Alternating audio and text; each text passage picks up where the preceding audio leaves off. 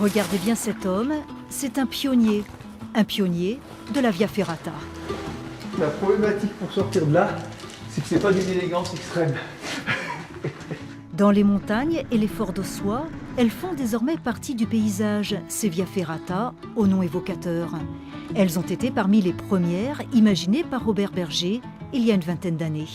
Alors ce qui était très intéressant, c'était le mariage entre cette activité qui était un peu nouvelle en France avec le patrimoine.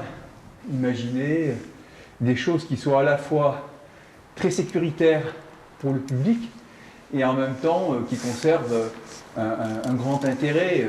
À chaque passage, qu'on découvre quelque chose d'un petit peu surprenant. Aujourd'hui, affronter la verticalité sans être un pro de la grimpe est devenu une discipline à part entière. Au départ pourtant, la Via Ferrata n'était qu'un trait d'union entre l'escalade et la randonnée. Dès les premiers équipements, un critère s'est avéré déterminant, le respect de l'environnement.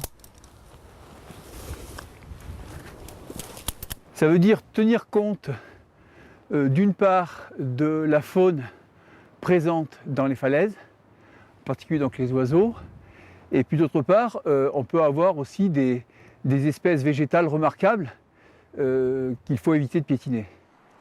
Autre challenge, il y a 20 ans, le matériel. Pour Robert, guide de montagne et prof de gym, tout était à imaginer. Le seul matériel que nous connaissions à l'époque, c'était le matériel d'escalade. Et typiquement, le matériel que l'on avait, c'était les broches d'escalade que l'on scellait déjà, bien entendu, à la résine.